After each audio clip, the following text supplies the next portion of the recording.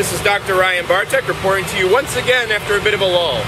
We've been dealing with a little bit of bizarre drama in our camp, which some of you have seen online, but we're not going to spend too much time going over that because there's other news.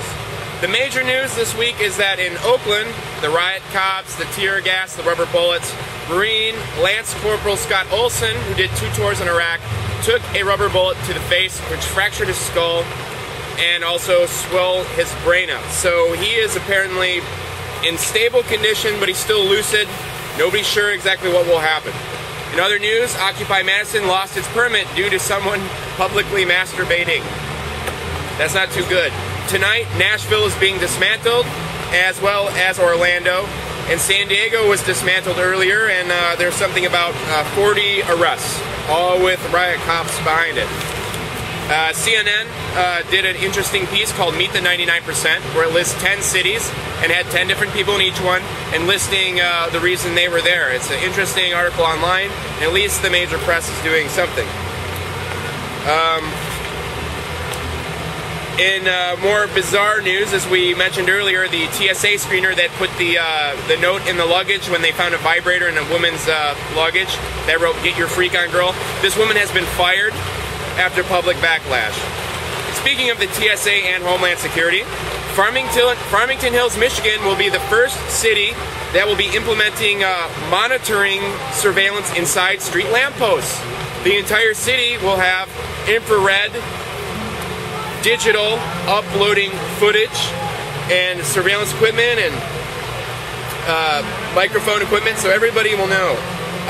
Ron Paul will apparently be running as a third party if he does not get the Republican election. Also, Michael Moore was coming to Portland on Halloween night to film live and do a lot of whatever he does, because he's Michael Moore and he has to show up to us. Homeland Security also has put up checkpoints in Tennessee to keep kids safe from terrorism.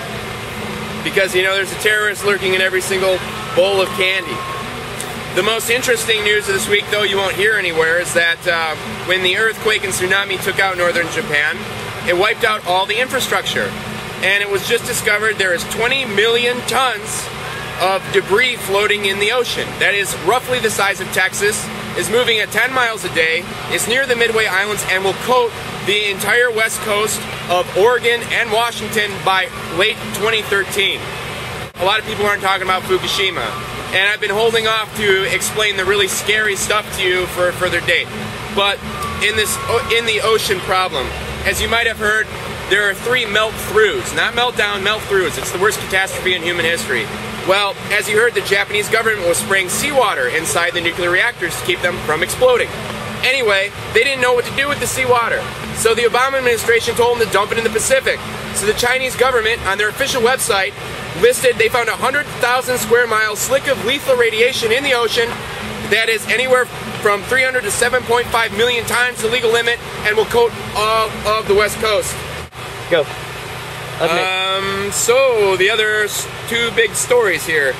The son of Gaddafi, the one that got away, Saif al-Islam Gaddafi. The International Criminal Court is in supposed negotiations with his people to take him away. The funny thing is that he had both his arms blown off by a mortar shell. So he ran away in the desert and he has no arms. I just wanted to bring that up. Also, the European Union struck a deal to come up with $1.4 trillion to save their ass. But they have nowhere to go but China to do so. And China has not approved the money. So if China does not approve the $1.4 trillion, the entire economic system of the world is going to crumble. And it's going to look a lot like 1930. So, on that note, trick or treat, happy Halloween. I'll see you soon again. Occupied States of America, good night.